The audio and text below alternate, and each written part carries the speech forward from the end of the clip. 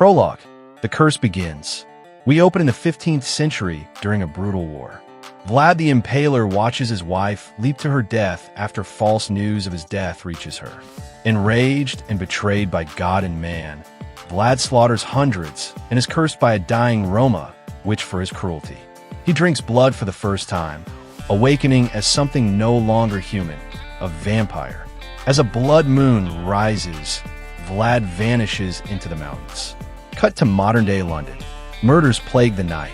Victims are exsanguinated, the corpses marked with strange punctures. The media sensationalizes the crimes as the work of a vampire ripper. Detectives are baffled.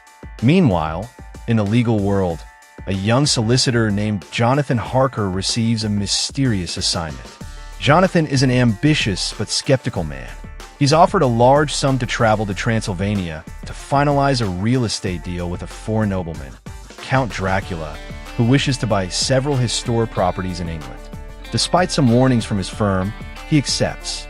After a haunting journey through fog-covered mountains, Jonathan reaches Castle Dracula, a massive, crumbling fortress isolated in the Carpathians. Dracula, tall and aristocratic, greets him politely but coldly. Strange servants never appear during the day. The locals fear the castle. Wolves howl every night. Jonathan begins to keep a journal. Jonathan begins experiencing lucid dreams and hallucinations. He encounters 3 seductive women who attempt to feed on him in his sleep. Dracula intervenes, furious, and commands them to leave Jonathan untouched. Slowly, the Count's control tightens. Jonathan realizes he's a prisoner. Jonathan finds a crypt beneath the castle and sees Dracula in his coffin, lying among dozens of others. Horrified, he flees through hidden tunnels. He barely escapes, injured, and is rescued by monks. The experience leaves him shaken and altered. Back in London, Mina Murray, Jonathan's fiancée, begins having nightmares of a pale man with red eyes. Her best friend, Lucy Westenra, is excited about her engagement but concerned about Mina's growing anxiety.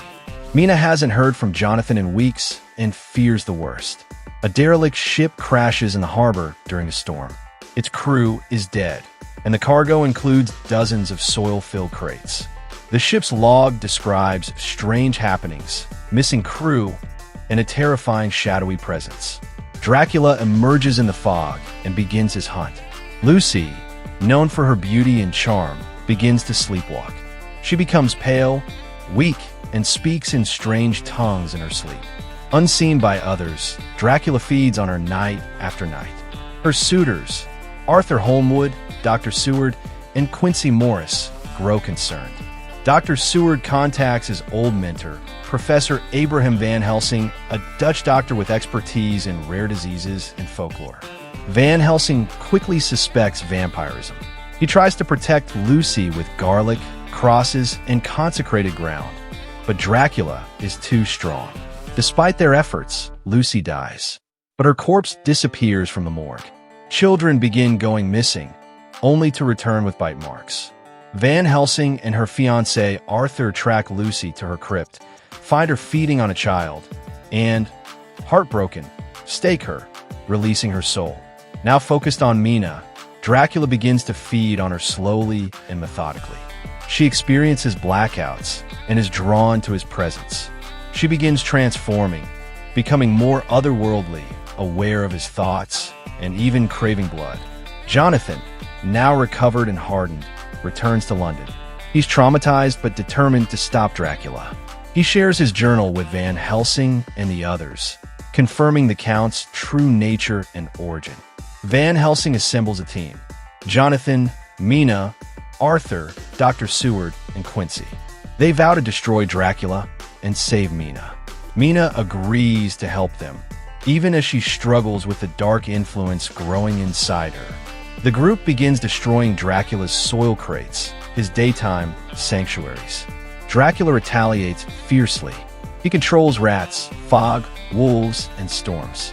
He attacks them at night, luring them into traps. One of them nearly dies when ambushed. Mina's connection to Dracula allows them to track him, but she's at risk of becoming like him. Realizing his plans are threatened, Dracula flees London, taking Mina with him to complete her transformation. The team gives chase across oceans by ship and rail into Eastern Europe. Along the way, they fight off vampire brides and loyal servants. They must reach Castle Dracula before nightfall. Mina, now telepathically linked to the Count, provides glimpses of his route and lair. But her strength wanes. The line between human and monster is thinning. At Castle Dracula, the group is attacked by his undead brides. A violent battle ensues. Crossbows, fire, and holy relics clash with fangs and dark magic. Jonathan and Quincy reach Dracula's crypt while the others hold off the brides. As the sun rises, Dracula is found resting. Jonathan drives a stake through his heart while Quincy is mortally wounded. Dracula's body ages rapidly and turns to dust. Mina screams in pain, but is freed from his curse as the bond breaks. The survivors bury Quincy in the castle ruins. Mina, now fully human again, marries Jonathan. Van Helsing departs, warning that Dracula may be gone, but evil never truly dies. The screen fades to black, but a bat screeches in the distance.